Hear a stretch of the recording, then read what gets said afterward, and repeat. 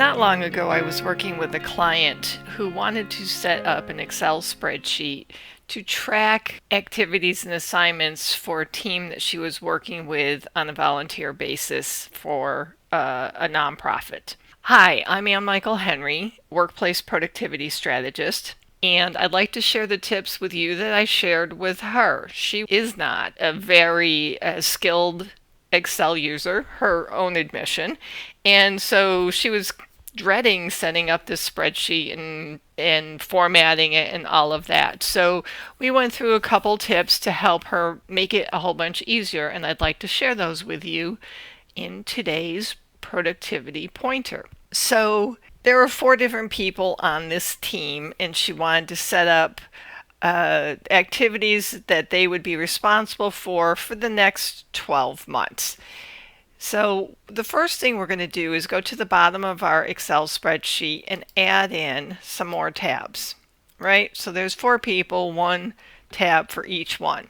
Now, she didn't want to have to set up 4 separate spreadsheets. She wanted to set them all up at once. So the way that we can do that is, let's just go back to the first sheet and hit Shift, hold Shift, and click.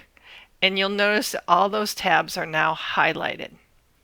Next, we're going to set up the spreadsheet. So the first column will be task, and then each month she wanted to have a list of the tasks that those individuals would be responsible for. So January, and you'll notice right in the lower right hand corner of that cell is a box. Put your cursor over that, you'll get a plus sign, and now you can drag it all the way over and you've got your 12 months.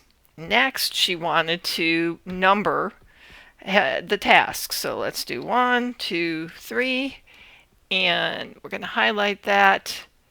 Again, take the put your cursor over that box in the lower right hand corner, and she didn't want more than 10 tasks per month. These are volunteers. We don't want to overload them, but we do want to keep track of who's doing what in each month. Now, if you go over to sheet number 4, it looks the same as sheet number 1. And 2 and 3 all look the same. So you can use this strategy of autofill a number of different ways. If you don't want to do the whole month spelled out, it works with just the abbreviation. Right? You can do days of the week. And it's always going to show you how far you need to go. And again, here you can do the abbreviations for the days of the week and set that out. You can do across the columns or down the column, either way. And then in this case, she's like, how am I going to remember who's on what sheet? Well, let's go ahead and rename them. So Jane, Jim, and let's stick with the J theme and go Joan, right? And then if you want to get even more creative, you can color the tab and pick colors for each person.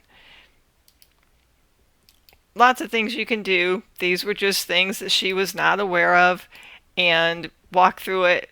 She was delighted. In just a few moments, she had her 4 spreadsheets set up for the individuals, and she was good to go. I hope you enjoyed these short little tips. Give us a thumbs up if you did. Thanks so much.